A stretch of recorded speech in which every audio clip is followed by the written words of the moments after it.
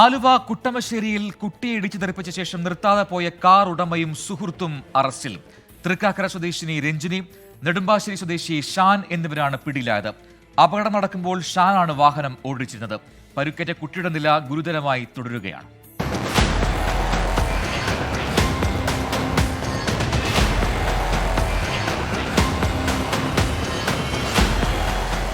ഇന്നലെ രാവിലെയാണ് ആലുവ കുട്ടമശ്ശേരി റോഡിൽ വെച്ച് ഓട്ടോറിക്ഷയിൽ നിന്ന് റോഡിലേക്ക് വീണ കുട്ടിയുടെ ദേഹത്ത് കാർ കയറി ഇറങ്ങിയത്.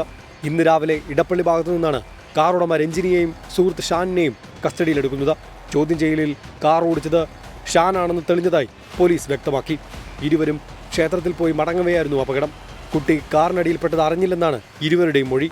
അപകടത്തിൽ പോലീസിന്റെ അലംഭാവം വലിയ പ്രതിഷേധത്തിന് വഴിവെച്ചിരുന്നു. കേസന്വേഷണത്തിൽ വീഴ്ചയുണ്ടായെന്നാണ് ബന്ധുക്കളുടെ ആരോപണം.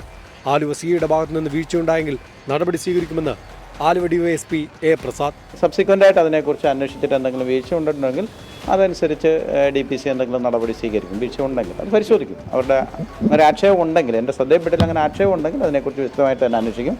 CCTV ദൃശ്യങ്ങൾ കൈമാറിയിട്ടും വാഹനം കണ്ടെത്താൻ നടപടി സ്വീകരിക്കാതെ ഇൻസ്പെക്ടർക്ക് രേഖാമൂലം പരാതി നൽകാനാണ് പോലീസ് ബന്ധുക്കളോട് ആവശ്യപ്പെട്ടത്. കരളിനടക്കം പരുക്കേറ്റ കുട്ടിയുടെ ആരോഗ്യനില അതീവ ഗുരുതരമായി തുടരുകയാണ്. 24 കൊച്ചി.